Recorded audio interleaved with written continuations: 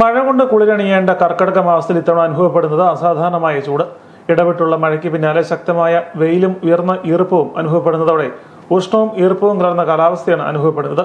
കർക്കിടക മാസത്തിൽ മഴയെ പ്രതിരോധിക്കാൻ കരുതേണ്ട കുട ഇപ്പോൾ വെയിലേൽക്കാതെ ഉപയോഗിക്കേണ്ട അവസ്ഥയിലാണ്.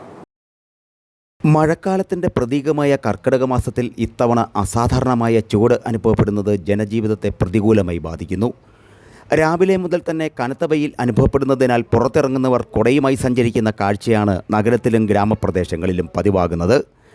മഴയെ പ്രതിരോധിക്കാൻ കരുതുന്ന കുട ഇപ്പോൾ വെയിലിൽ നിന്നുള്ള സംരക്ഷണത്തിനുള്ള ഉപാധിയായി മാറിയിരിക്കുകയാണ്. ഉച്ചസമയത്ത് റോഡുകളിലും വ്യാപാര കേന്ദ്രങ്ങളിലും ചൂടിൻ്റെ കാഠിന്യം പ്രകടമാണ്. ചൂട് കൂടിയതോടെ കുടിവെള്ളം, ഇളനീർ, ശീതളപാനീയങ്ങൾ എന്നിവയുടെ ആവശ്യകതയും വർദ്ധിച്ചിട്ടുണ്ട്.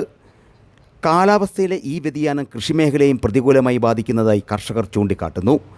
കർക്കിടകത്തിൽ സാധാരണ അനുഭവപ്പെടുന്ന ശീതളമായ അന്തരീക്ഷത്തിന് പകരം കനത്ത ചൂട് അനുഭവപ്പെടുന്നത് കാർഷിക പ്രവർത്തനങ്ങളെയും ദൈനംദിന ജീവിതത്തെയും ഒരുപോലെ ബാധിക്കുന്നതായി പറയുന്നു. Star vision news, Pala.